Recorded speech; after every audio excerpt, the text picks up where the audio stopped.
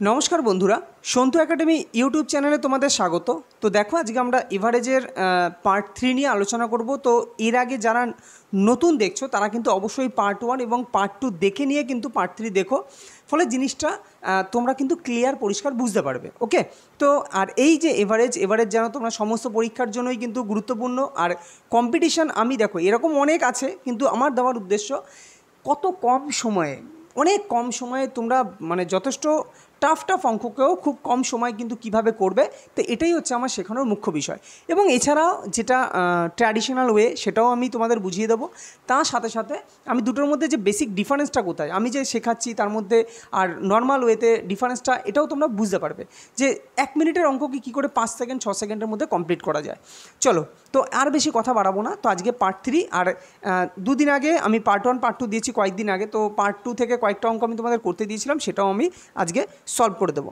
আর আমরা কী কী সেটগুলো করব সব দেওয়া আছে, এইগুলো কিন্তু আমরা পরপর চ্যাপ্টার ওয়াইজ কমপ্লিট করে যাব। এবং এর সাথে সাথে প্র্যাকটিস সেটও তোমাদের দিতে থাকবো।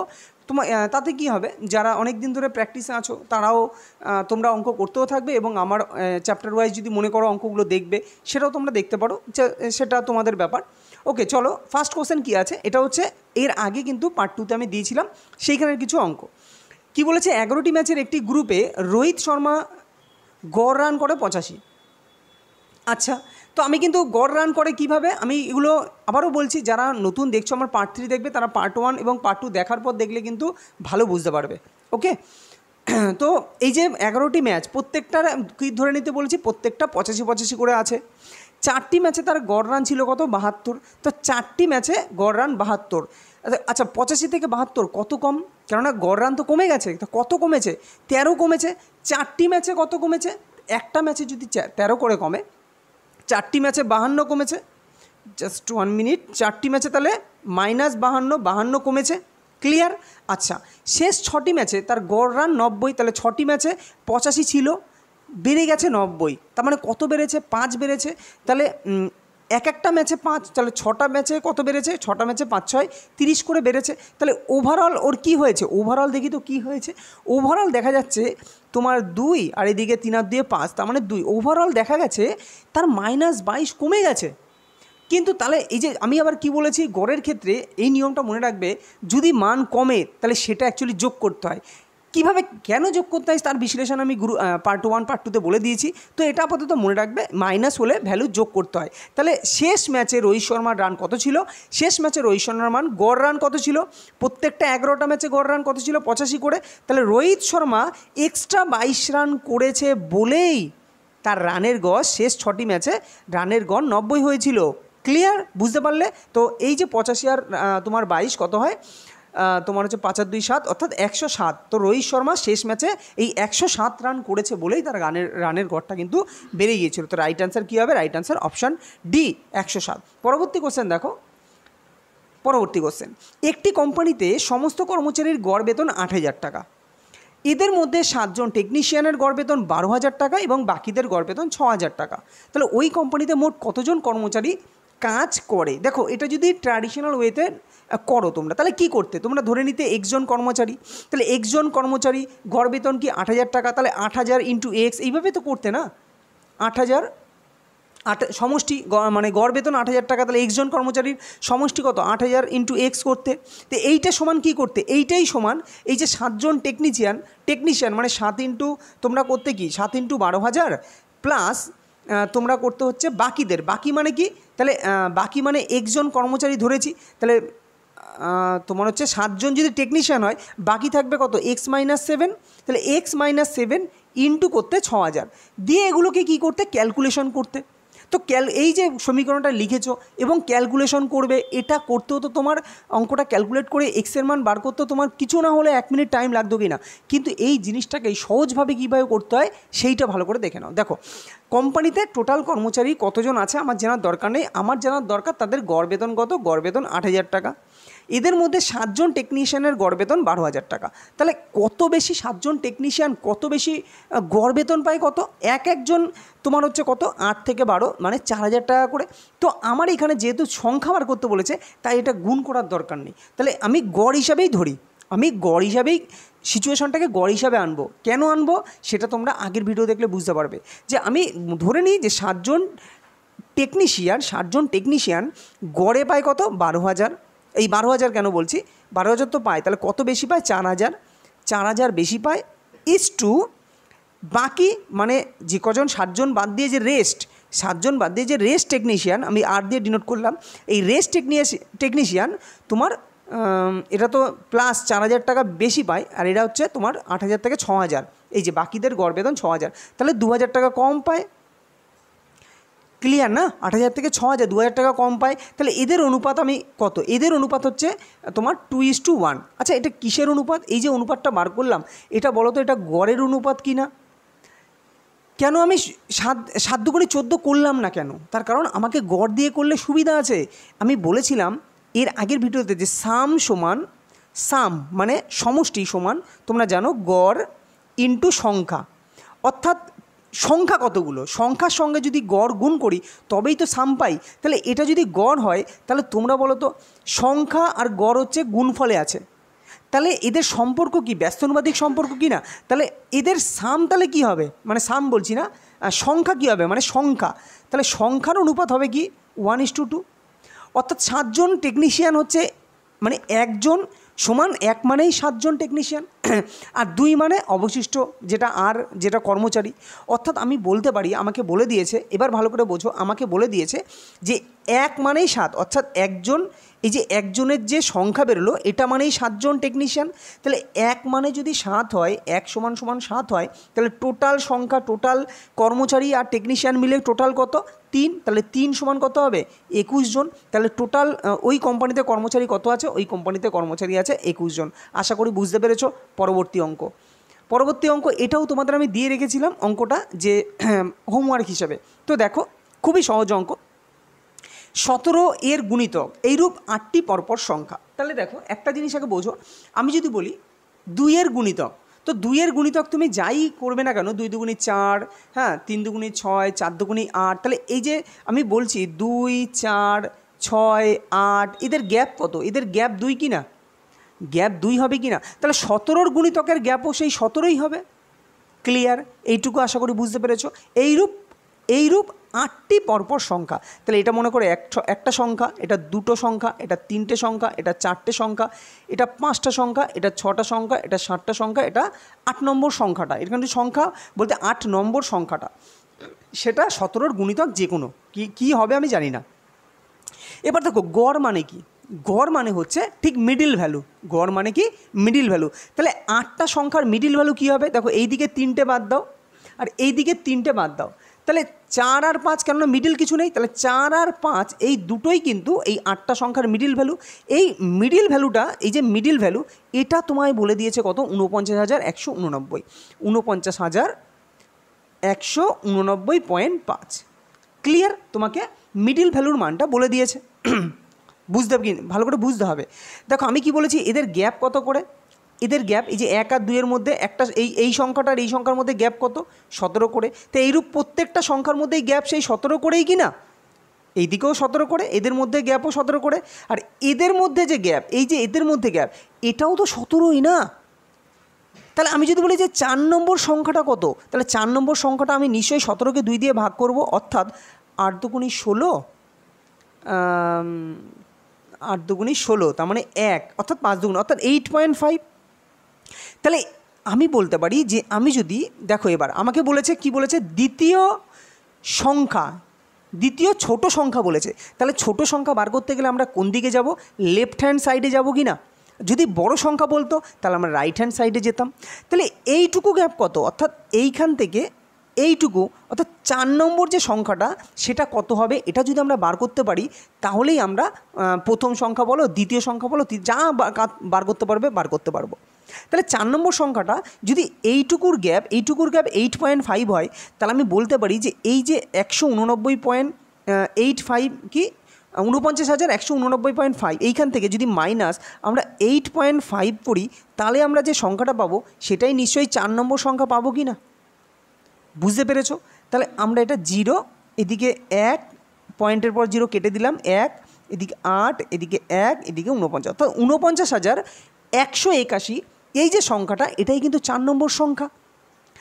আমাকে বলেছে দ্বিতীয় ছোট সংখ্যা। আচ্ছা, গ্যাপ কত এদের মধ্যে? গ্যাপ, তাহলে এদের মধ্যে গ্যাপ কত? এদের মধ্যে 17, মানে 4 থেকে যখন 3 সংখ্যায় আসবো 17 গ্যাপ, 3 থেকে 2 সংখ্যায় আসবো 17 গ্যাপ, 2 থেকে 1 সংখ্যায় আসবো 17 গ্যাপ। আমাকে বলেছে দ্বিতীয় ছোট সংখ্যা, তার মানে 2 নম্বর সংখ্যাটা আমাকে চেয়েছে। তাহলে 2 নম্বর সংখ্যাটা, এই যে সংখ্যাটা অর্থাৎ 49,000, এই যে করলাম 49,000 কত 181, এইখান থেকে 181, এইখান থেকে আমাকে কত বিয়োগ করতে হবে? আমাকে বিয়োগ করতে হবে 17 দুগুণে 34, কারণ আমরা যেহেতু 2 নম্বর সংখ্যাটা বার করবো তাই 34 বিয়োগ করবো। আশা করি বুঝতে পারতো। এখান থেকে 34 যদি 3 আর 4 যদি বাদ দিই, তাহলে 4 থেকে এই 4 থেকে 11 কত হবে? আরে 7 আর 4 11, 7। তো 7 কোথায় আছে? একটাই দেখো 7 আছে, তো 49,147। আর দেখার দরকার নেই, বিয়োগ করারও অনেক সময় দরকার পড়ে না, তো লাস্ট ডিজিট দেখেও কিন্তু বোঝা যায়। তো বুঝতে পেরেছো কীভাবে অঙ্কটা হবে? অঙ্কটা কিন্তু ইজি ছিল, অঙ্কটা বুঝতে হবে বিষয়টা, ক্লিয়ার? তো এটা বোঝাতে টাইম লাগছে, কিন্তু তোমরা যখন করবে তখন থোড়ি না এত বোঝাবে কাউকে, তোমরা স্যাটাস্যাট অঙ্ক করে বেরিয়ে আসবে। দেখো পরবর্তী। আচ্ছা, পরবর্তী বলতে আমরা আজকে পার্ট 3-র মূল যে আমাদের জায়গা সেখানে চলে আসছি। তো আজকে কিছু সিজিএল এবং আগের বারের কিছু গ্রুপ ডির টাফ যেসব কোশ্চেন কিছু ছিল, তো সেইখান থেকে কয়েকটা কোশ্চেন নিয়েছি এবং সেগুলোকে কত সুন্দরভাবে সহজে হয় সেটা তোমরা দেখো। আর এটাকে তোমরা ট্র্যাডিশনাল ওয়েতে করো এবং তাহলে তোমরা বুঝতে পারবে যে দুটোর মধ্যে পার্থক্য কোথায়। দেখো, একটি স্কুলের 4টি শ্রেণীকক্ষ ABCD, ছাত্রদের গড় ওজন 60 কেজি। একটা স্কুলের কোনো একটা শ্রেণীর ক্লাসে, মনে করো 4র্থ শ্রেণীর একটা ক্লাস ছিল, সেখানে 4টে সেকশন ABCD এদের সেকশন ছিল, সেখানে তাদের গড় ওজন হচ্ছে 60 কেজি। আচ্ছা, আমি তাহলে ছকটা করি একটু। ABCD এদের টোটাল গড় ওজন হচ্ছে 60 কেজি, ক্লিয়ার? এদের গড় ওজন। আচ্ছা, আবার শ্রেণীকক্ষের ছাত্রদের আলাদা আলাদাভাবে গড় ওজন 45 কেজি। শ্রেণীকক্ষের ছাত্রদের আলাদা আলাদাভাবে। আচ্ছা, এখানে অ্যাকচুয়ালি বলতে চেয়েছে, এখানে একটু ভাষাগত গণ্ডগোল হয়েছে, আমি বলে দিচ্ছি। আবার বলেছে যে যে শ্রেণীকক্ষ অর্থাৎ যে সেকশান, সেকশানে তো অনেক স্টুডেন্ট আছে, তো তাদের গড় ওজন বলে দিয়েছে। সেকশানে যত স্টুডেন্ট আছে তাদের গড় ওজন বলেছে 45 কেজি। আচ্ছা, 45 কেজি। বিতে বলেছে 50 কেজি। বিতে কি বলেছে? 50 কেজি। সিতে বলেছে 72 কেজি। আর ডিতে বলেছে হচ্ছে কত? 80 কেজি, ক্লিয়ার? ডিতে বলেছে 80 কেজি। এটা কত? এটা হচ্ছে 50 কেজি, কেননা ভুল হলেই মুশকিল, এ আবার খোঁজাখুঁজি অনেক ঝামেলা। আচ্ছা, তার মানে এটা 45, এটা 50, এটা 72, এটা 80। এটা প্রত্যেকটা শ্রেণীকক্ষে মানে সেকশানে, প্রত্যেকটা সেকশানের আবার ছাত্রদের যত ছাত্র আছে তাদের গড় ওজন। ওকে, বলেছে আবার যদি A ও B শ্রেণীকক্ষের ছাত্রদের একত্রে গড় ওজন, মানে A আর B মিলে যদি গড় ওজন কত বলেছে? গড় ওজন 48 কেজি। A আর B 48 কেজি। B আর C মিলে আছে কত? B আর C মিলে ছাত্রদের 60 কেজি। B আর C 60 কেজি। CD কিছু বলেনি, আমরা জানি না, আমাকে চেয়েছে হয় তবে A ও B শ্রেণীকক্ষের ছাত্রদের সংখ্যার অনুপাত কত? A আর B শ্রেণীকক্ষের, A আর B। আচ্ছা, এখানে B হবে না, এখানে D হবে, কারণ অঙ্কটা আমি নিজেই দিয়েছিলাম, এটা D হবে, ভুলবশত প্রিন্টিং মিস্টেক। তো A ও D তোমার ছাত্রদের সংখ্যার অনুপাত চেয়েছে।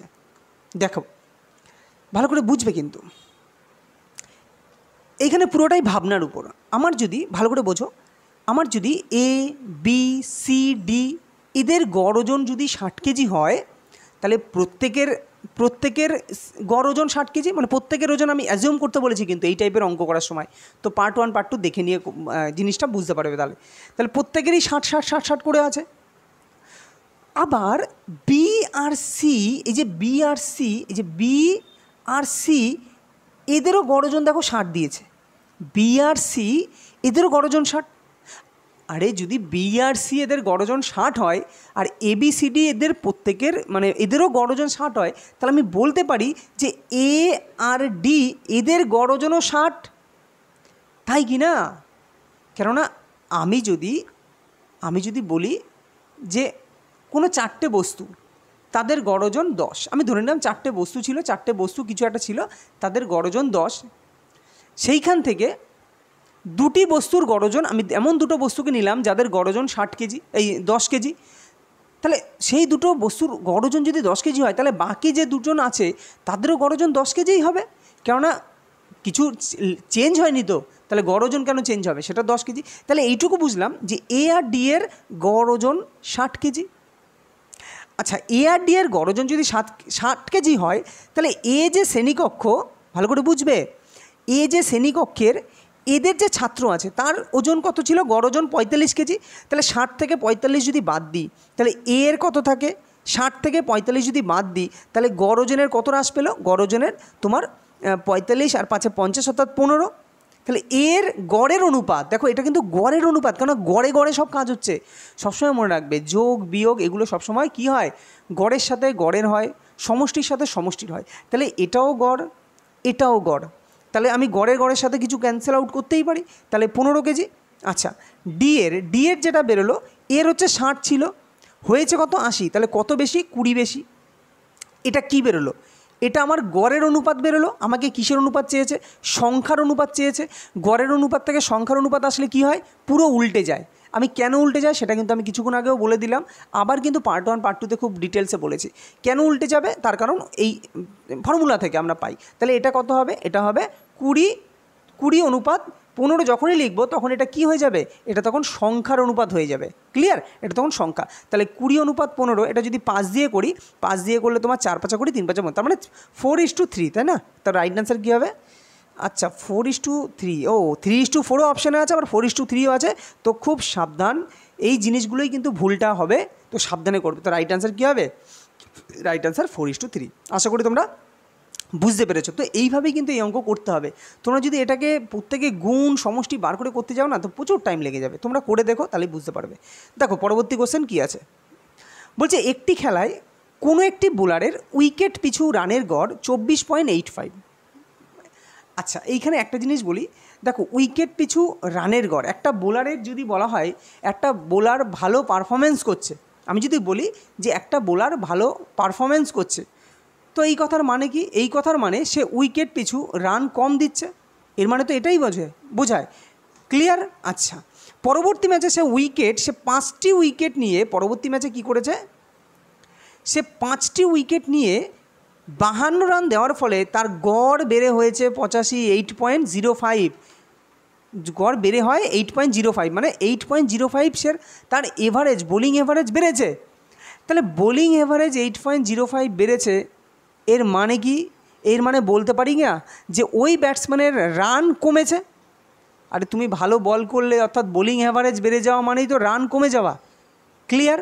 আচ্ছা, এইখানে একটা ফর্মুলা তোমরা জেনে রাখবে, একটা ফর্মুলা দিয়েই কিন্তু অঙ্ক এটা খুব তাড়াতাড়ি হবে। তো ফর্মুলাটা আমি দেখো, জাস্ট একটা ফর্মুলা দেখো, মনে রাখবে যে বোলিং এভারেজ, কি বললাম, বোলিং এভারেজ। বোলিং এভারেজ মানে কি, মানে এটাই যে টোটাল কত রান হলো, অর্থাৎ টোটাল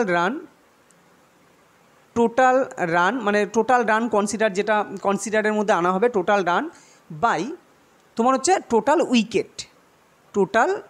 উইকেট, ডব্লু দিয়ে ছেড়ে দিলাম, total run by total wicket. অর্থাৎ ও উইকেট পিছু রান কত দিয়েছে তার মানেই বোলিং অ্যাভারেজ। অর্থাৎ উইকেট পিছু রান যদি কম দেয় তাহলে বোলিং অ্যাভারেজ বেশি হবে, আর উইকেট পিছু রান যদি বেশি দেয় তাহলে বোলিং অ্যাভারেজ কম হবে। আশা করি বুঝতে পেরেছো। তাহলে বোলিং অ্যাভারেজ কত দিয়েছে, এই যে এখানে বলেছে বোলারের উইকেট পিছু রানের গড় মানে কত দিয়েছে, 24.85। ওকে, তো উইকেট পিছু রানের গড় মানেই কি, বোলিং অ্যাভারেজ। তো 24.85 এটা তোমার bowling average into total run. দেখো টোটাল রান এখানে কিছু জানি, এখানে কিছু বলেছে, এখানে হচ্ছে ওই বোলার মোট কতগুলি উইকেট নিয়েছে, তো টোটাল রানও কিছু জানি না, কিছুই জানি না। তো আমি ধরে নিলাম টোটাল রান, আমি ধরে নিলাম x। ক্লিয়ার? আর এই যে তোমার টোটাল উইকেট, সেটাও তো জানি না, টোটাল উইকেট কতগুলো সেটা ধরে নিলাম y। ধরে নিলাম, দেখো যে অঙ্ক যেভাবে হয়, তো আমি এইখান থেকে বলতে পারি, এইখান থেকে কি বলতে পারি, একটা সমীকরণ যে টোটাল রান, এই যে টোটাল রান সমান কী লিখতে পারি, অর্থাৎ এখান থেকে লিখতে পারি না যে x সমান লেখা যায় 24.85 ইন্টু ওয়াই, এটা তো লেখাই যায়, এটা হচ্ছে টোটাল রান। ক্লিয়ার? আচ্ছা, আমি তো এইটাও বলতে পারি, তাহলে কালিটা চেঞ্জ করি, তাহলে তোমরা বুঝতে পারবে কোনটার কি লিখছি। আচ্ছা, এই যে যেটা বেরোলো, এই যে এক্সটা, এই এক্সটা কি, এই এক্সটা হচ্ছে টোটাল রান, আমি বলেছি। আচ্ছা, টোটাল রান দেখো এবার কি বলেছে, ও বলেছে পরবর্তী ম্যাচে 5টি উইকেট নিয়ে 52 রান করার ফলে পরবর্তী ম্যাচে, তাহলে আমি বলতেই পারি এই যে 24.85 ইন্টু ওয়াই, এর সাথে 52 রান করার ফলে এর আগে কটা উইকেট ছিল, এর আগে এক্সটি উইকেট ছিল, ওয়াইটি উইকেট ছিল, এর আগে ওয়াইটি উইকেট নিয়েছিল। এর ফলে কী হয়েছে, আরও 5টি উইকেট নিয়েছে, ভালো করে বুঝবে, 5টি উইকেট নিয়েছে। তাহলে 5টি উইকেট নেওয়ার ফলে তার কি হয়েছে, রান দেওয়ার ফলে তার গড় বেড়ে 8.85, 0.85 কী হয়েছে, বোলিং এভারেজ বেড়ে গেছে। ক্লিয়ার, বোলিং এভারেজ বেড়ে গেছে। তাহলে তার রান কি হবে, তার এই কথার মানে কি, তার রান 0.85 কমে গেছে। তো এই কারণে =24। কেননা আরে বলেছে তো তার গড় বেড়ে হয়েছে 0.85 বেড়ে গেছে বোলিং অ্যাভারেজ, সে 5টা উইকেট নেওয়ার ফলে এক্সট্রা। তাহলে তার রান অ্যাকচুয়ালি 0.85 কমে গেছে, এটাই তো বলতে পারি। বোলিং অ্যাভারেজ বেড়ে গেছে মানে রান কমে গেছে। তো এই কারণে এইটাই তো গড় যেটা সমীকরণটা সাজালাম। তো এইটা সমান 24, মানে এইখান থেকে তুমি যদি ক্যান্সেল আউট করো তাহলেই দেখবে তোমার মান চলে আসবে। তাহলে 24.85 Y plus 5 equal to 24y, এটা 24y কিন্তু 24y আর প্লাস 5 24 কত, 5 24 হচ্ছে তোমার 120, তাই না, 5 24 120। তাহলে 24.85y মাইনাস 24 120। আচ্ছা এখানে এখানে 52 হবে, তাই ভাবছি যে ক্যালকুলেশন কেন হচ্ছে না, এটা তো 52, এই যে এখানে 52 লেখা আছে, যে 52 রান, তো 52। তো এইখান থেকে ক্যালকুলেশন যদি করি তোমার হচ্ছে প্লাস 5, এই 24 যদি ওয়াই এদিকে আসে তাহলে তোমার থাকছে হচ্ছে 0.85। তোমরা ক্যালকুলেশনটা করো যদি বুঝতে না পারো এইখানটা, হ্যাঁ, 0.85y ইকুয়াল টু, আর এই 52টা যেটা হচ্ছে তোমার এইখানে হচ্ছে 52টা, এই যে 52, এই 52টা ডান দিকে চলে যাবে, অর্থাৎ 120 মাইনাস 52। তো 120 মাইনাস 52 করলে কত হয়, 120 মাইনাস 52 করলে হয় তোমার এদিকে 2, অর্থাৎ 68, তাই না, 68। তার মানে ওয়াই সমান কত হবে, এইখানে যদি তুমি এই জিরোটা, এই দশমিকটা তুলে দাও তাহলে এখানে 6800 হয়ে যাবে। তো 85 দিয়ে একবারে কাটো, একবারে কাটলেই তোমার হচ্ছে 6 দিয়ে 8 দিয়ে 5 40, 8 বারে যাবে। দেখো 8 8 64 আর 4 68, তার মানে 8 বার। তার মানে ওয়াই সমান কী বেরোলো, ওয়াই সমান 8 বেরোলো। আর এই ওয়াইটা কি, এই ওয়াইটা হচ্ছে আমি কি ধরেছিলাম, এই ওয়াইটা হচ্ছে টোটাল উইকেট, অর্থাৎ সে উইকেট কতগুলো নিয়েছিল, উইকেট নিয়েছিল 8, আর এইখানে 0 আছে 80টা, অর্থাৎ 80টা কিন্তু সে উইকেট নিয়েছিল। আশা করি বুঝতে পেরেছো। তো যদি বুঝতে না পারো দ্বিতীয়বার দেখো, তাহলে দেখবে বুঝতে পারবে। আর যারা নতুন দেখছো তাদের বলবো পার্ট 1 এবং পার্ট 2টা দেখে নিও।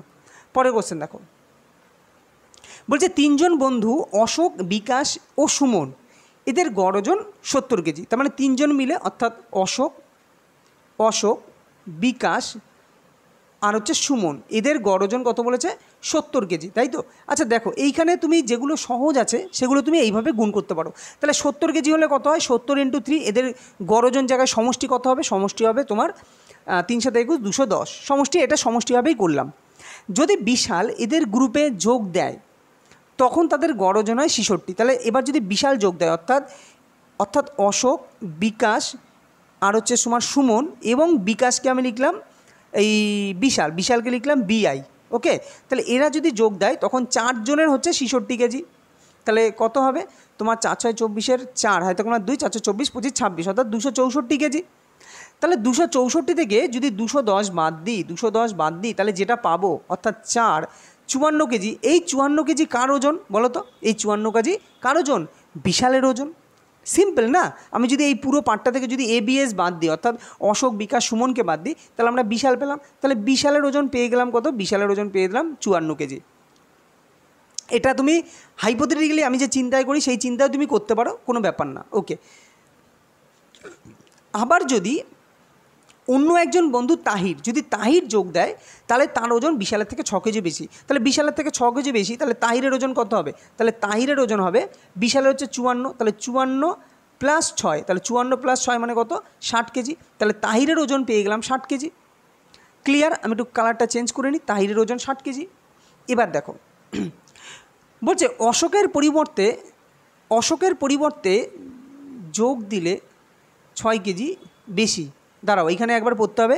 বলছে আবার অন্য একজন বন্ধু তাহির, যার ওজন বিশালের থেকে 6 কেজি বেশি। আচ্ছা, তাহির যদি অশোকের পরিবর্তে যোগ দেয় তাহলে অশোক কোথায় ছিল, অশোক এইখানে, ঠিক আছে, যোগ দেয়, তাহলে গ্রুপের গড় ওজন 75 কেজি হয়। তাহলে এই হচ্ছে অশোক, বিকাশ, সুমন আর তোমার হচ্ছে বিশাল।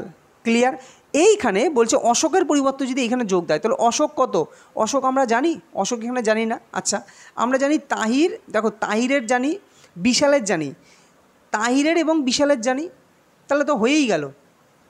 আমি দেখো এইখানে ভালো করে বোঝো, আমি এখন বলতে তো পারি অশোককে বাদ দাও, অশোককে বাদ দিয়ে এইখানে আমি বলতে পারি যে 75 কেজি 4 জনের। এবার দেখো কোশ্চেন আমাকে বলে দিয়েছে যে অশোককে বাদ দিয়ে, অর্থাৎ বিকাশ, সুমন, বিশাল এবং তাহির এরা মিলে এদের গড় ওজন হচ্ছে তোমার 75 কেজি। তাহলে 75 × 4, তাহলে 75 × 4 কত হবে? 4 × 5 = 20, 4 × 7 = 28, 29, 30, 300। তাহলে এইখান থেকে যদি আমি তাহিরকে বাদ দিই, ভালো করে দেখবে কেন তাহিরকে বাদ দিচ্ছি। এইখান থেকে তুমি তাহিরকে বাদ দাও, যদি তাহিরকে বাদ দিই তাহলে আমার কত থাকছে? তাহির হচ্ছে কত? তাহির হচ্ছে 60 কেজি, অর্থাৎ 60 আমি বাদ দিলাম, 60 বেদ দিলে 300, তোমার 240। তাহলে এই যে 240 যেটা পেলাম সেটা দেখো তো বিকাশ, সুমন আর বিশাল এই 3 জনের না, এই 3 জনের পেলাম। আবার বিকাশ, সুমন, বিকাশ এই যে এইখানে হচ্ছে এদের, অর্থাৎ বিকাশ, সুমন, বিশাল হচ্ছে তোমার 264। তার মানে 264 থেকে যদি আমি 240 বাদ দিই তাহলে কোনটা পাবো? অশোকের পাবো। কেন? অশোকই তো তখন বেরিয়ে গেছে না এইটা থেকে। এই যে বিকাশ, সুমন, বিকাশ, সুমন আর হচ্ছে তোমার বিশাল, এইখান থেকে যদি এই পুরোটা থেকে বাদ দিই, অর্থাৎ 264 থেকে বাদ দিই, অর্থাৎ কত থাকবে? 40। আর এইদিকে হচ্ছে 20, 24, অর্থাৎ 24 হচ্ছে কার? 24 হচ্ছে অশোকের ওজন। আশা করি বুঝতে পেরেছো। পরবর্তী কোশ্চেন দেখো, বলছে পরপর 5টি বেজোড় সংখ্যার যোগফল 215। পরপর 5টি বেজোড় সংখ্যার যোগফল হচ্ছে 215। আচ্ছা, অন্য সেটে 5টি ধারাবাহিক সংখ্যার যোগফল কত হবে যার দ্বিতীয় ক্ষুদ্রতম সংখ্যাটি প্রথম সেটের ক্ষুদ্রতম সংখ্যার দ্বিগুণের চেয়ে 37 কম? দেখো প্রথমে কি বলেছে, আমাকে বলেছে 5টি বিজোড় সংখ্যার যোগফল বলেছে 215। তাহলে আমি গড়টা এখান থেকে বার করতে পারি। তাহলে 215 থেকে 15কে যদি আমি 5 দিয়ে ভাগ করি তাহলে পাবো কত? 4 × 5 = 20, 3 × 5 = 15, অর্থাৎ 43। এই যে 43 পেলাম সেটা হচ্ছে যে 5টা বিজোড় সংখ্যার গড়। তার মানে 5টা বিজোড় সংখ্যা বলেছে, তার মানে কত নম্বর? 3 নম্বরটা দেখো ভালো করে বোঝো। 1 নম্বর, 2 নম্বর সংখ্যা, 3 নম্বর সংখ্যা, 4 নম্বর সংখ্যা, 5 নম্বর সংখ্যা। তাহলে এইদিকে দুটো বাদ, তাহলে 3 নম্বর সংখ্যা যেটা সেটা বলেছে তোমার 43, অর্থাৎ প্রত্যেকটা, এটা হচ্ছে গড়। 3 নম্বর সংখ্যাটা হচ্ছে গড়। এবং বেজোড় সংখ্যা মানে কি? যেমন আমি যদি বলি তাহলে 1 বেজোড়, আবার 3 বেজোড়, তাহলে এদের মধ্যে গ্যাপ কত? 2 করে গ্যাপ। ঠিক আবার 5 বেজোড় মানে তোমার গ্যাপ কত? 2 করে গ্যাপ। তার মানে এই যে সংখ্যাটা হবে সেটা কত হবে? সেটা 2 করে গ্যাপ। তার মানে 43 থেকে 2 বাদ দাও, 43 থেকে 2 বাদ দিলে কত থাকে? তোমার হচ্ছে 41, 41 থেকে 2 বাদ দিলে কত থাকে? 39। তার মানে এই যে সংখ্যাটা পেলাম সেই সংখ্যাটা হচ্ছে 39। ক্লিয়ার? আচ্ছা, অপর একটা সেট বলেছে, সেটা বলেছে ধারাবাহিক 5টা সংখ্যা। মানে এই যে সংখ্যা, এই যে 1, 2, 3, 4, 5, এটা হচ্ছে ধারাবাহিক পরপর 1, 2, 3, 4, 5 এরকমভাবেই মনে করো আছে।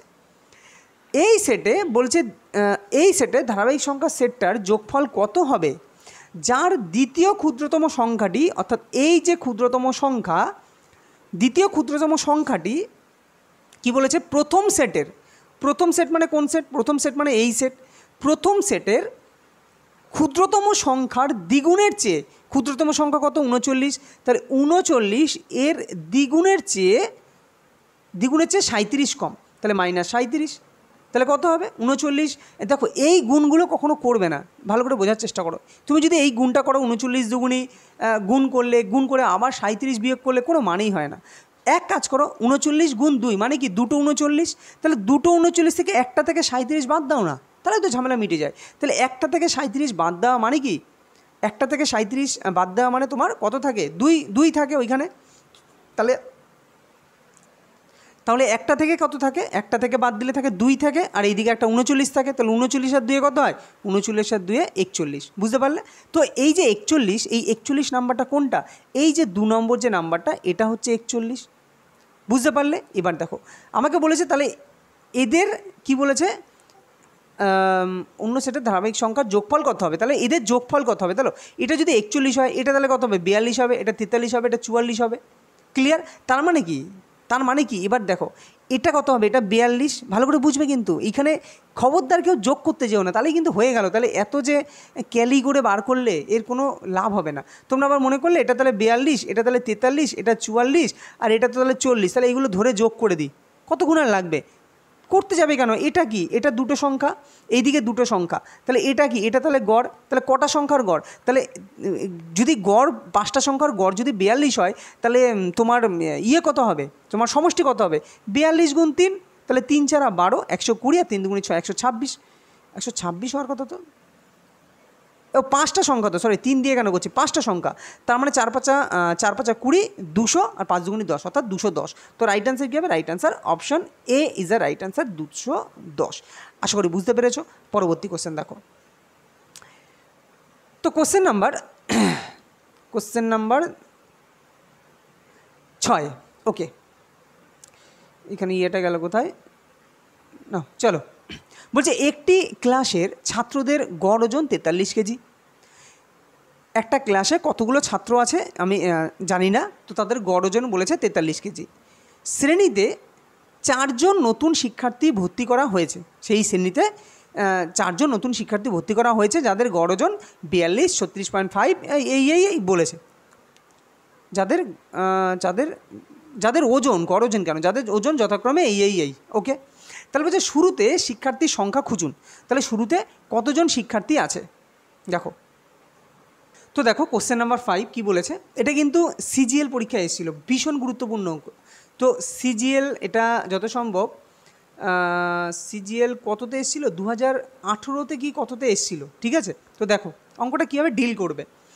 বলছে 4টি ভিন্ন মৌলিক সংখ্যা ABCD এর গড় হলো 35। 4টা ভিন্ন মৌলিক সংখ্যা, বাট দেখো মৌলিক সংখ্যা বলেছে, এটা কিন্তু মাইন্ড ইট, হ্যাঁ এটা খুব গুরুত্বপূর্ণ, কাজে লাগবে। মৌলিক সংখ্যা ABCD এর গড় হলো 35, যেখানে এই ক্রম আছে, অর্থাৎ এটা হচ্ছে এ, তারপরে বি, তারপর সি, তারপর হচ্ছে ডি, এই ক্রমানুসারে আছে। এবং এদের গড় কি বলেছে, প্রত্যেকটা লাইন পড়তে হবে আর করে যেতে হবে। দেখো বোঝাতে টাইম লাগছে, বারবার বলছি বোঝাতে টাইম লাগছে, তোমরা যখন করবে না বুঝে যাবে, তখন জিনিসগুলো করতে পারবে খুব তাড়াতাড়ি। তো এদের গড় বলেছে 35, তার মানে এই যে ABCD এদের গড় কত বলেছে 35, এদের গড় 35। এ এবং ডি 36 অনুসারে ABCD গড় 35।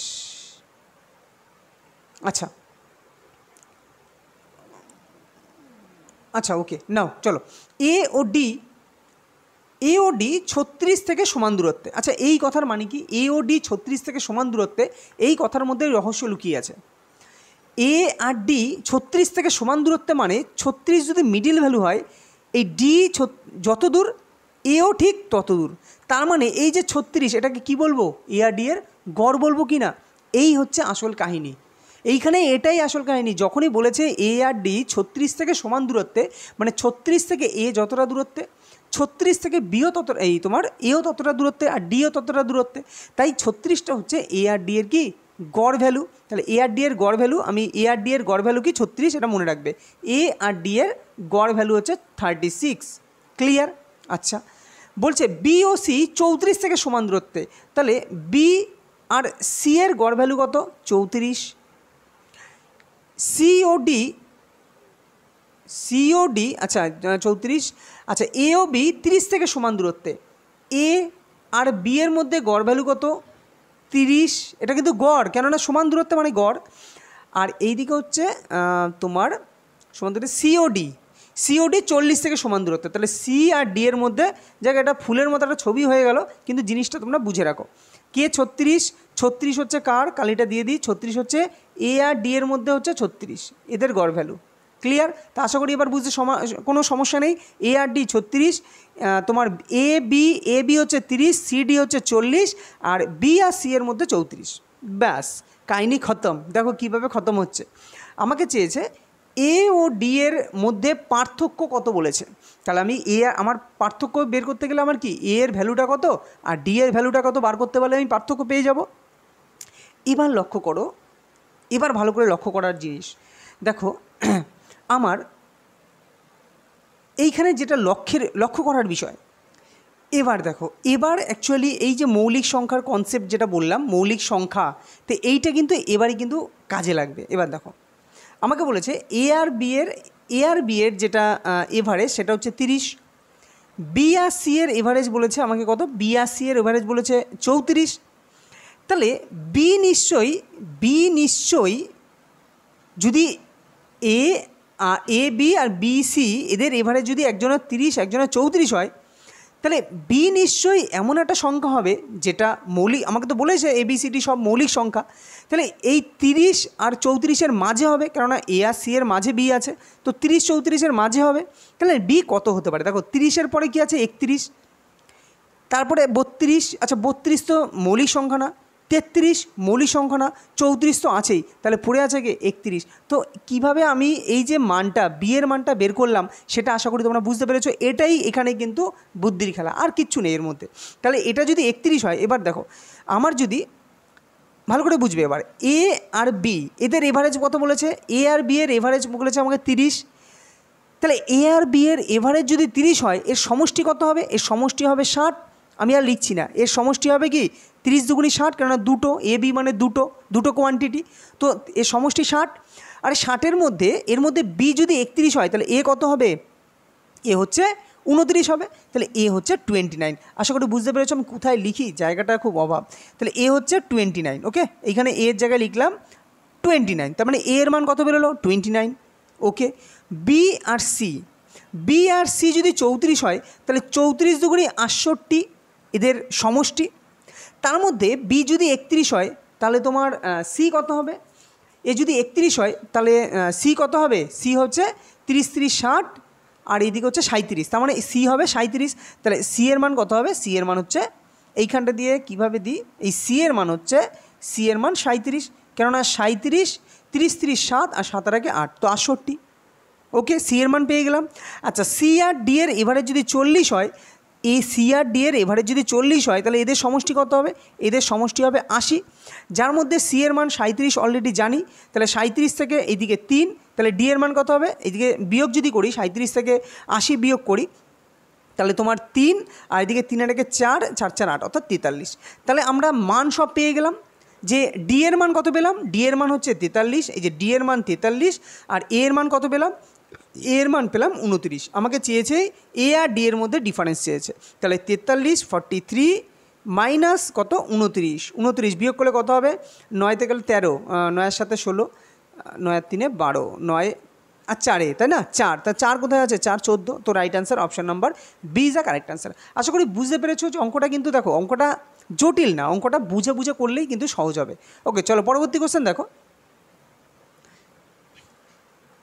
তো দেখো এতদিন পার্ট 1 পার্ট 2 পার্ট 3 করে আমি এই অঙ্কটা তোমাদের হোমওয়ার্ক দিচ্ছি, তো এই অঙ্কটা তোমরা কিন্তু আমাকে কমেন্টে করে জানাবে এর অ্যান্সার কত হবে। ওকে চলো পরবর্তী কোশ্চেন। বলছে 23টি সংখ্যার গড় হচ্ছে 51, প্রথম 12টি সংখ্যার গড় 49 এবং শেষ 12টি সংখ্যার গড় হচ্ছে 54। যদি 12তম সংখ্যাটি বাদ দেওয়া হয় তাহলে বাকি সংখ্যার গড় কত হবে।